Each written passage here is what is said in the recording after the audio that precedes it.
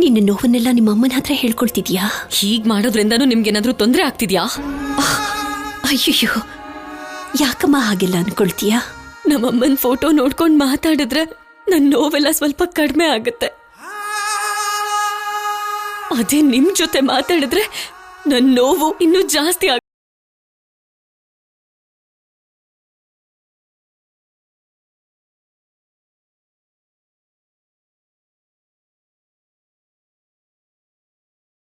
ಸಮಾಧಾನ ಮಾಡೋದಕ್ ಬಂದ್ರೆ ಹೀಗ್ ಮಾತಾಡ್ತಿದ್ಯಲ್ಲ ಆದ್ಯಾ.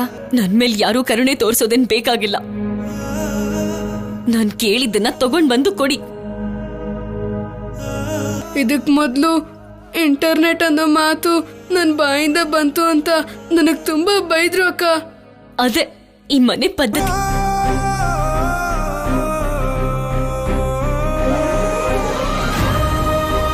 ನಿನಗೇನ್ ಬೇಕು ಅನ್ನೋದನ್ನ ನಾನು ಅರ್ಥ ಮಾಡ್ಕೋತೀನಮ್ಮ. ಅದು ಎಲ್ರಿಗೂ ಅರ್ಥ ಆಗ್ಬೇಕು ಅಂದ್ರೆ ಅದಕ್ಕೆ ಸ್ವಲ್ಪ ಸಮಯ ಹಿಡಿಯುತ್ತಮ್ಮ. ಎಷ್ಟು? 6 ತಿಂಗಳ?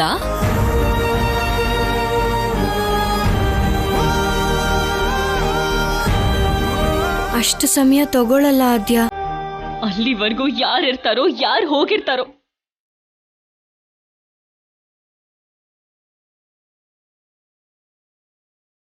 ಅಮ್ಮ, ಆದ್ಯನ್ ಕೋಪ ಕಡಿಮೆ ಆಗ್ಬೇಕು ಅಂದ್ರೆ ಆ ಇಂಟರ್ನೆಟ್ನ ಹಾಕ್ಸ್ಬೇಕು ಅಂತ ನೀನೇ ಅಪ್ಪನ್ಗೆ ಹೇಳ್ಬೇಕು. ನಾನು ಹೇಳಿದ್ರೆ ಕೇಳಲ್ಲಮ್ಮ ಅವರು. ದೊಡ್ಡಪ್ಪನ ಹತ್ರ ಮಾತಾಡೋ ಧೈರ್ಯ ನಿಮ್ಗೂ ಆದ್ಯ ಅಕ್ಕನ್ಗಿದೆ ಅಂತ ನನ್ಗೆ ನಂಬಿಕೆ ಇದೆ ದೊಡ್ಡಮ್ಮ.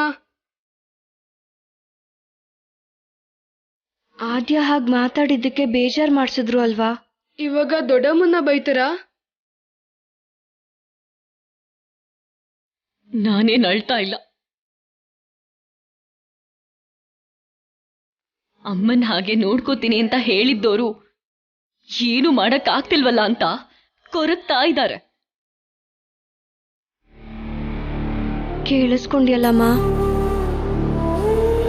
ಕೇಳಿಸ್ಕೊಂಡೆ. ಅವಳು ಹೇಳಿದ್ದು ನನಗೇನೆ. ಆದ್ರೆ ಈ ಪರಿಸ್ಥಿತಿಲಿ ನಾನು ಹೋಗಿ ನಿಮ್ಮಪ್ಪನ ಹತ್ರ ಕೇಳಿದ್ರೆ ಅವ್ರು ಏನು ಹೇಳ್ತಾರೋ ಏನೋ. ನನಗೊಂಥರ ಭಯ. ನಿನ್ ಹಿಂದೆ ನಾನು ಇರ್ತೀನಿ ಅಮ್ಮ. ನಾವಿಬ್ರು ನಿಮ್ ಹಿಂದೆನೆ ಇರ್ತೀವಿ ದೊಡ್ಡಮ್ಮ.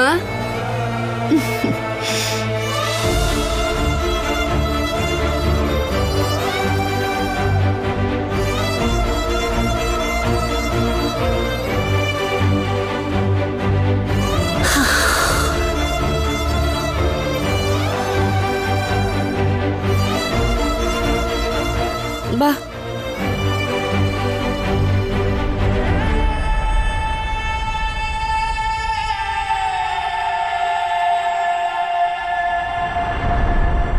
ಅಣ್ಣ, ಅನ್ನದಾನ ಯಾವಾಗ ಇಟ್ಕೊಳ್ಳೋಣ ಅಂತ ಮುಖಂಡ್ರೆಲ್ಲ ಕೇಳ್ತಿದಾರಣ್ಣ. ಕಾರ್ತಿಕ ಮಾಸದಲ್ಲಿ ಒಳ್ಳೆ ದಿನ ಬರುತ್ತೆ ಅಂತ ಅನ್ಕೊಂಡಿದ್ದೆ, ಆದ್ರೆ ಈ ಸಲ ಶೂನ್ಯ ಮಾಸ ಬಂದ್ಬಿಟ್ಟಿದೆ. ಪುರೋಹಿತರ ಹತ್ರ ಮಾತಾಡಿ ನಿರ್ಧಾರ ತಗೊಳ್ಳೋಣ. ಸರಿ ಅಣ್ಣ. ಮಾಡೋದು ಗ್ಯಾರಂಟಿ ಅಂದ್ರೆ ಐಟಮ್ಸ್ ಕೂಡ ಏನೇನ್ ಮಾಡ್ಬೇಕು ಅಂತ ಅನ್ಕೊಂಡ್ರೆ ಒಳ್ಳೇದಲ್ವಾ? ನಿಮಗೆ ಯಾವಾಗ್ಲೂ ತಿನ್ನೋದೇನಾ? ನಿಮ್ಗೇನ್ ಬೇಕು ಅಂತ ಹೇಳಿ ಅಣ್ಣ, ಜಾನ್ಕಿ ಅದಕ್ಕೆ ಮಾಡ್ಕೊಟ್ಬಿಡ್ತಾರೆ.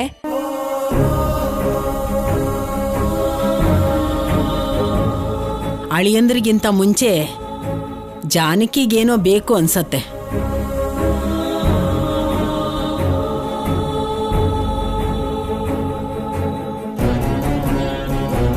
ನಿಮ್ಮ ಹತ್ರ ಸ್ವಲ್ಪ ಮಾತಾಡಬೇಕಿತ್ತು. ಏನು ಅಂದ್ರೆ ಆದ್ಯ ಕೇಳಿದ್ಲಲ್ಲ ಆ ವಿಷಯದ ಬಗ್ಗೆ.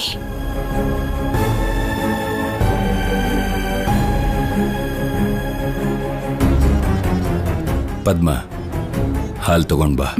ನಾನ್ ತಗೊಂಡ್ ಬರ್ತೀನಿ. ಪದ್ಮ, ನಾನು ಹೇಳಿದ್ ನಿನಗೆ.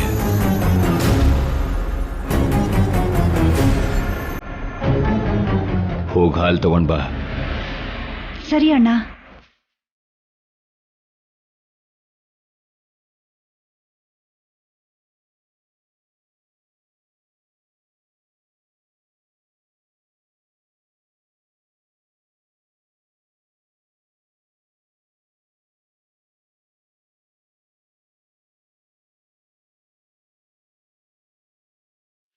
ಸೀನು, ಹೇಳಿ ಮಾವ.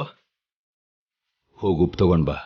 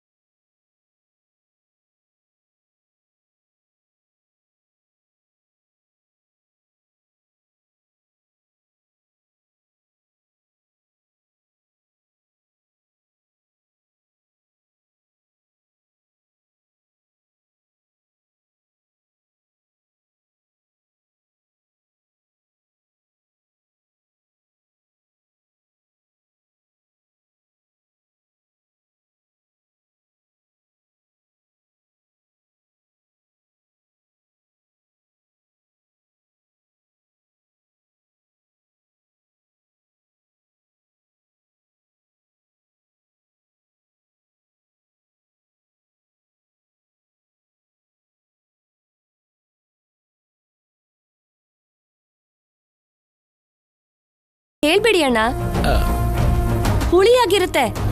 ಯಾಕೆಂದ್ರೆ ಉಪ್ಪು ಹಾಕಿದಾಗ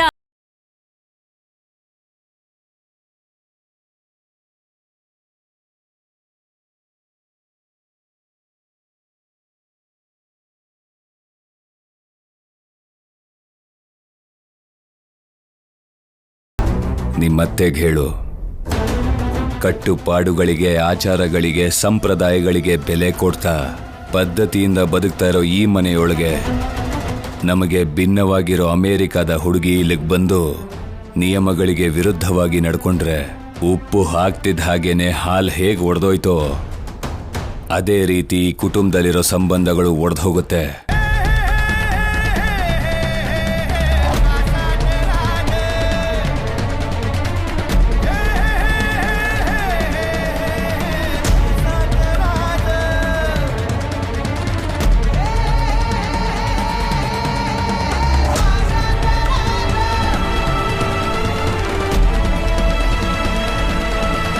ಹೇ ಜಾನಕಿ, ನೀನೇನೋ ಹೇಳಬೇಕು ಅಂತ ಬಂದೆ.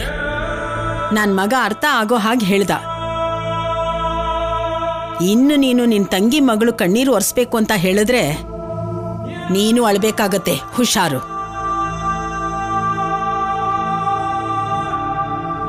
ಆಗಲ್ಲ ಅಂದ್ರೆ ಇನ್ನೊಂದು ದಾರಿ ಇದೆ ಅಂತ ಅಲ್ಲ, ಎಲ್ಲ ದಾರಿನೂ ಮುಚ್ಚೋಗಿದೆ ಅಂತ ಹೋಗಿ ಆ ಹುಡುಗಿಗೆ ಹೇಳು.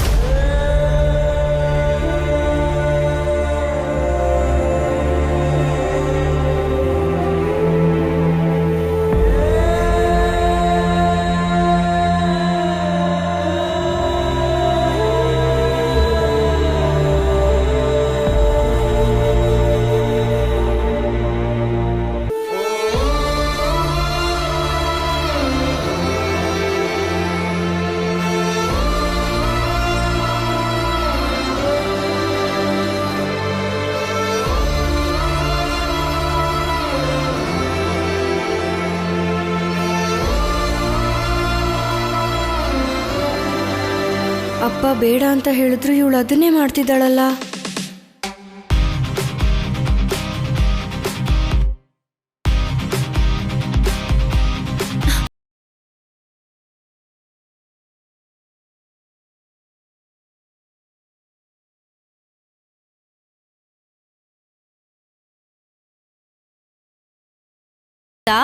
ಆರು ಕಿಲೋಮೀಟರ್ ದೂರ ಹಾಕ್ಸಿದ್ದಾರೆ ನಮ್ಮಪ್ಪ. ಯಾಕೆ? ಇನ್ನೊಂದು 60 ಕಿಲೋಮೀಟರ್ ದೂರದಲ್ಲಿ ಹಾಕಿ ಅಂತ ಹೇಳ್ಬೇಕಿತ್ತು. ನೀವ್ ಉಪಯೋಗಿಸಲ್ಲ, ಪಕ್ಕದ ಮನೆಯವರಾದ್ರೂ ಉಪಯೋಗಿಸ್ತಾರಲ್ವಾ? ಅಯ್ಯಯ್ಯೋ, ಈ ನಡುವೆ ಅವರು ಬಿಟ್ಬಿಟ್ಟಿದಾರಲ್ಲ. ನಿಮ್ಮನೆಗ್ ಬರೋದನ್ನ ಅಲ್ಲ, ಮೊಬೈಲ್ ಯೂಸ್ ಮಾಡೋದು. ನಿಮ್ ಪ್ರಭಾವ ಆ ರೇಂಜಿಗಿದೆ ಅಂತಾಯ್ತು. ಮೊಬೈಲ್ ಡೇಟಾನ ಹಾಟ್ಸ್ಪಾಟ್ ಇಂದ ಲ್ಯಾಪ್ಟಾಪಿಗೆ ಕನೆಕ್ಟ್ ಮಾಡ್ಕೊಳ್ಳೋಣ ಅಂದ್ರೆ ನೆಟ್ವರ್ಕೇ ಸರಿಯಾಗಿ ಬರ್ತಿಲ್ಲ.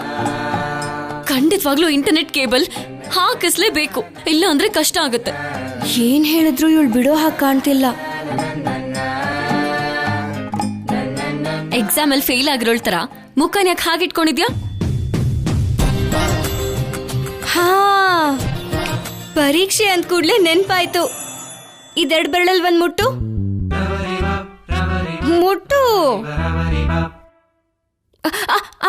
ಅದಲ್ಲ, ಇದನ್ ಮುಟ್ಬೇಕು. ಯಾಕಂದ್ರೆ ಇದು ಪಾಸ್ ಆಗೋ ಬೆರಳು, ಆದ್ರೆ ಇದು ಫೇಲು. ರಾಜಲಕ್ಷ್ಮಿ, ಸೂಸೈಡ್ ಮಾಡ್ಕೊಳ್ಳೋದಕ್ಕೆ ಬೇರೆ ಏನು ಬೇಕಾಗಲ್ಲ. ನಿನ್ ಜೊತೆ ಒಂದಿನ ಕಳೆದ್ರೆ 2ನೇ ದಿನ ಇರಲ್ಲ. ಯಾಕೆ ಹಾಗೆ ಹೇಳ್ತೀಯಾ? ನಾನೀಗ ಪಾಸ್ ಆಗ್ತೀನಾ ಫೇಲ್ ಆಗ್ತೀನಾ ಅದನ್ನ ಹೇಳು. ನಿನ್ ಎಕ್ಸಾಮ್ಸ್ ಚೆನ್ನಾಗಿ ಬರ್ದಿದ್ಯಾ ಅಲ್ವಾ? ನಿನಗೀಗ ಭಯದಿಂದ ಡೌಟ್ಸ್ ಬರ್ತಿದೆ. ರಿಸಲ್ಟ್ ಬರುತ್ತಲ್ಲ, ಅದ್ರ ಬಗ್ಗೆ ಏನು ತಲೆ ಕೆಡಿಸ್ಕೋಬೇಡ. ಮೊದ್ಲು ನಿಮ್ಮಮ್ಮ ಇಂಟರ್ನೆಟ್ ಹಾಕಿಸ್ತೀನಿ ಅಂತ ಹೇಳಿ ಅಷ್ಟು ಆವೇಶದಲ್ಲಿ ನಿಮ್ಮಪ್ಪನ ಹತ್ರ ಹೋದ್ರಲ್ವಾ? ಅದು ಪಾಸ್ ಆಯ್ತೋ ಫೇಲ್ ಆಯ್ತೋ ಅಂತ ಹೋಗ್ ಕೇಳು. ಆಗಲ್ಲ ಅಂದ್ರು ಅಂತ ಹೇಳ್ಬೇಕಾ ಬೇಡ್ವಾ? ಹಾ, ಬೆರಳು ಮುಟ್ಟು. ಇದಕ್ಕೂನುನಾ? ಆದ್ಯಾ, ಹಠ ಮಾಡ್ಬೇಡ. ಹೋಗು ಅಂದ ತಕ್ಷಣ ಹೋಗೋದಕ್ಕೆ ನಾನೇನು ದೇವಸ್ಥಾನಕ್ಕೆ ಹೋಗ್ತಿದ್ದೀನ? ಅಪ್ಪನ ಹತ್ರ ಹೋಗ್ತಿದ್ದೀನಿ. ಮನೇಲೇ ಇದ್ರು ಅವ್ರ ಹತ್ರ ಹೋಗ್ಬೇಕು ಅಂದ್ರೆ ತುಂಬಾ ದೂರ ಹೋಗೋ ಹಾಗ ಅನ್ಸತ್ತೆ. ದೂರ ಇರ್ಬೇಕಾಗಿರೋದು ಅಳತೆ ಅಲ್ಲ ರಾಜಲಕ್ಷ್ಮಿ, ಮಮತೆ. ಅಂದ್ರೆ ನಾನು ಅಮೆರಿಕಾದಲ್ಲಿ ಹುಟ್ಟು ಬೆಳೆದಿರೋಳು. ಕನ್ನಡದಲ್ಲಿ ಇಷ್ಟು ಸ್ಪಷ್ಟವಾಗಿ ಹೇಳಿದ್ರು ನಿನಗೆ ಅರ್ಥ ಆಗ್ಲಿಲ್ವಾ? ನನ್ನನ್ನು ಬಿಟ್ಬಿಡು, ನೀನ್ ಹೋಗು.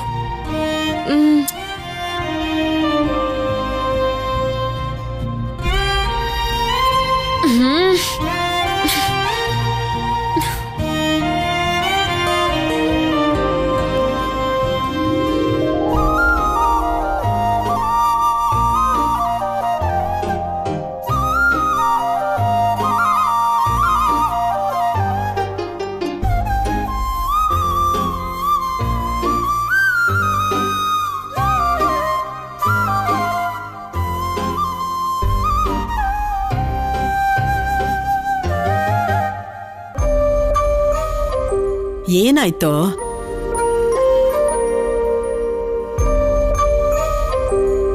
ಇಂಕ್ ಖಾಲಿ ಆಯ್ತು ಅನ್ಸುತ್ತಮ್ಮ. ಇರು, ಜಾನಕಿನ್ ಕರಿತೀನಿ. ಬೇಡ ಬಿಡಮ್ಮ.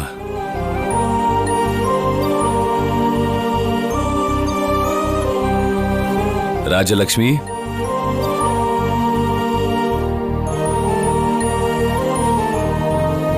ಏನಪ್ಪ? ಹೋಗಿ ಇಂಕ್ ಬಾಟ್ಲನ್ನ ತಗೊಂಬಮ್ಮ. ಸರಿಯಪ್ಪ.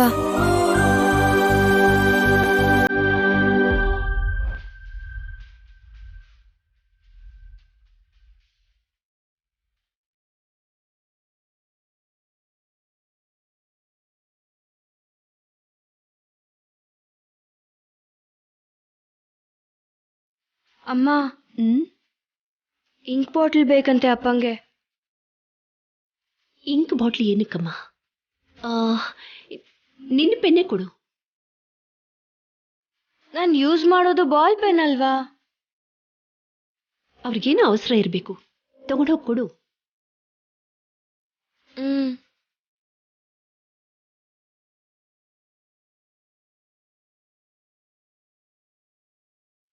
ಲೆಕ್ಕ ಎಲ್ಲ ಸರಿಯಾಗಿದೆ ಅಲ್ವಾ? ಇದೆ ಅಣ್ಣ. ಅಪ್ಪ, ಪೆನ್ನು.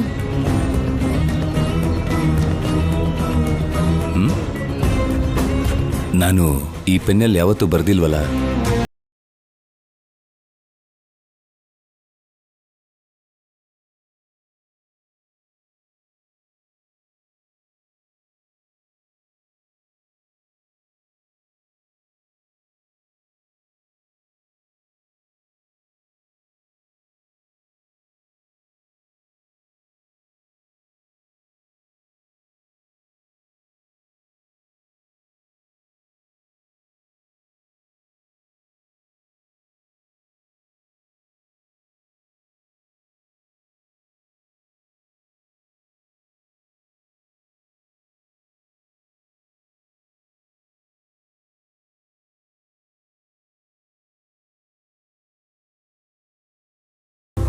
ಅಂಥದ್ರಲ್ಲಿ ಆದ್ಯ ಈ ಮನೆ ಸಂಸ್ಕಾರಕ್ಕೆ ಹೊಂದ್ಕೊಂಡು ನಡೆಯೋಕೆ ಹೇಗೆ ಸಾಧ್ಯ?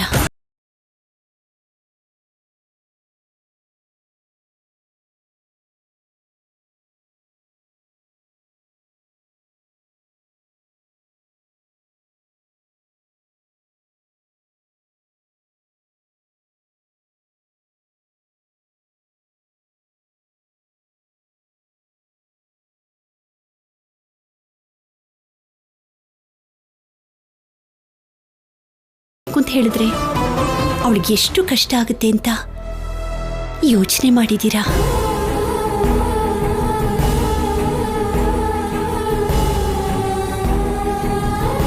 ನನ್ ಮಗನ್ಗೆ ಎದುರುತ್ತರ ಕೊಡ್ತೀಯಾ? ಅರ್ಥ ಮಾಡ್ಕೊಳ್ಳಿ ಅಂತ ಹೇಳ್ತಿದ್ದೀನಿ. ಅದಕ್ಕೆ ಅಣ್ಣ ಅರ್ಥ ಮಾಡ್ಕೊಳಕ್ಕಾಗದೇ ಇರೋಂಥದ್ದು ಏನೂ ಇಲ್ಲ. ನಾನು ಯಾಕೆ ಹೇಳಿದೆ ಅಂದ್ರೆ ಆದ್ಯ ಇಂಟರ್ನೆಟ್ ಕೇಳಿದ್ಲಲ್ವಾ, ಅವಳ ಗತ್ಯನೂ ಪೂರೈಸಿ ಅಂತ ಹೇಳಿದೆ.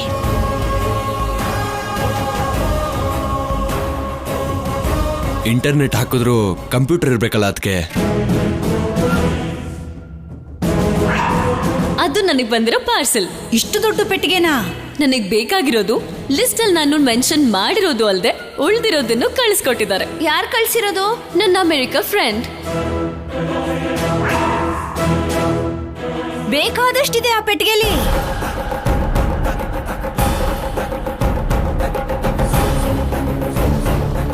ಯಾವ ಪೆಟ್ಟಿಗೆ? ಆಗ್ಲೇ ಮರ್ತೋದ್ಯಾ? ಅಮೇರಿಕಾಯಿಂದ ಅವಳ ಫ್ರೆಂಡಿಂದ ತರಿಸ್ಕೊಂಡಿದ್ಲಲ್ಲ ಆ ದೊಡ್ಡ ಪೆಟ್ಟಿಗೆ.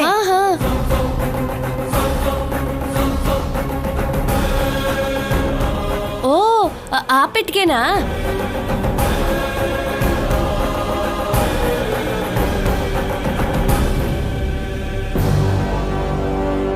ಹೌದಮ್ಮ.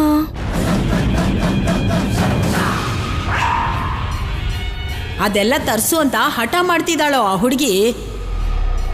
ಆಗಲ್ಲ ಜಾನಕಿ. ನಾನು ಅವಳಿಗೆ ಹೇಳ್ತೀನಿ.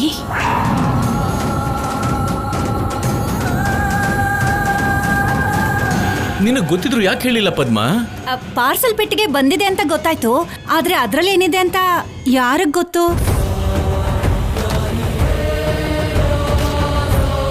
ಕಂಪ್ಯೂಟರ್ ಇರಬಹುದು, ಅವಳಿಗೆ ಬೇಕಾಗಿರೋದೇ ಇರಬಹುದು. ಅಮೇರಿಕ ಎಷ್ಟು ಚೆನ್ನಾಗಿದ್ಯಕ್ಕ. ನಿಮ್ಮೂರಿಗಿಂತನಾ? ಇದು ಹಳ್ಳಿ ಅಕ್ಕ, ಅದು ದೊಡ್ಡ ಸಿಟಿ ಅಲ್ವಾ. ಅಲ್ಲ, ನಾವು ಉಪಯೋಗಿಸ್ತಾ ಇರೋದು ಕೂಡ ಇರಬಹುದು.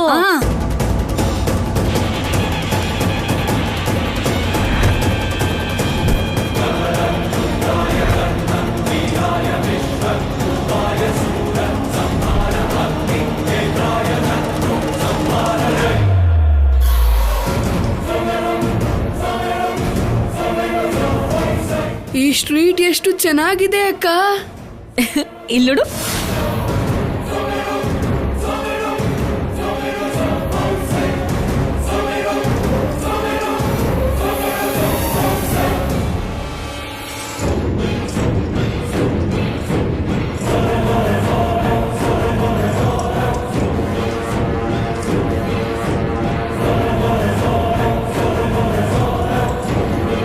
ಆ ಕಾರು ಒಬ್ಬ ಎಷ್ಟು ಚೆನ್ನಾಗಿದೆ ಅಲ್ವಾ. ಎಲ್ಲ ಗಾಜಿನ ಬಿಲ್ಡಿಂಗೆ ಎಷ್ಟು ದೊಡ್ಡದಾಗಿದೆ.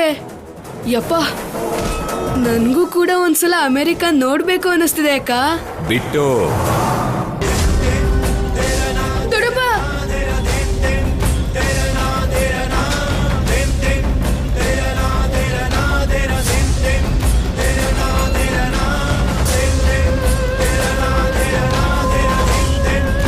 ಅದನ್ನ ಇಲ್ಲಿಗೆ ತಗೊಂಡ್ ಬಾ. ನಾನ್ ಕೇಳಿದ್ದು ಲ್ಯಾಪ್ಟಾಪ್ನ ಬಿಟ್ಟು. ತಗೊಂಡ್ ಬರ್ತೀನಿ ದೊಡ್ಡಪ್ಪ.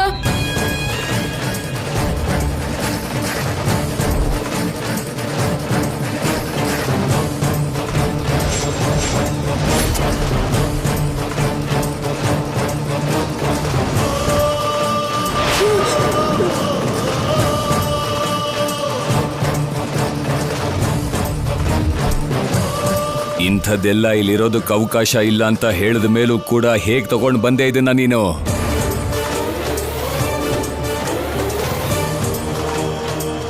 ಏನೇನಿದ್ಯೋ. ಇಂಥದನ್ನ ನಾನು ಇಲ್ಲಿವರೆಗೂ ಯಾವತ್ತೂ ನೋಡೇ ಇಲ್ಲ. ಅಮೆರಿಕ ಅಲ್ವಾ? ಬೇಡ ರೀ, ಅದನ್ನೇನು ಮಾಡಬೇಡಿ, ಕೊಟ್ಬಿಡಿ ಅವಳಿಗೆ. ಬೇಡ ರೀ ಮಾಮ.